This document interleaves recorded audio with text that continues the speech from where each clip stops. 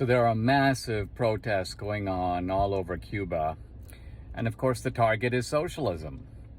And this creates a real problem for people in the United States on the left because they keep assuring us that socialism works. Socialism is awesome. And so I can just imagine the squad. Can you think of they're having meetings right now? They're talking to all their aides, trying to figure out, how do we avoid blaming this one on socialism? It seems like the Cuban people really don't like socialism. Well, I don't know. Well, you know what?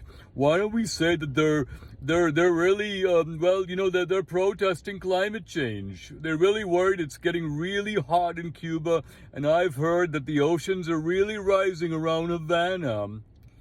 Or maybe what we could do is we could say there's a shortage of COVID vaccines, because if we can blame this on COVID vaccines, then we can shame the people in America who won't take the vaccines. Hey, look, you got all these vaccines available to you, but you won't take them. The Cuban people are protesting in the street because they don't have vaccines.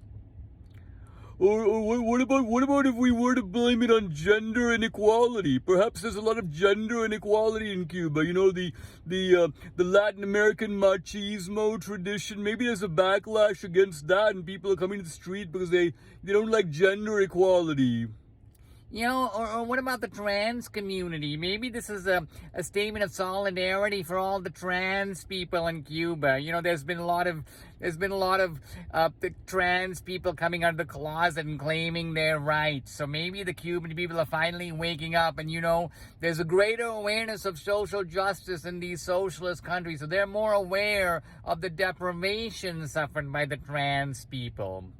Well, I don't know, whatever we do, the one thing we can say is that these people are protesting socialism, because after all, if we admit that... Oh no, we're not going to admit that, because after all, if it doesn't work over there, if it doesn't work in Venezuela, if it doesn't work in North Korea, if it doesn't work anywhere in the world, who's going to think it's going to work here?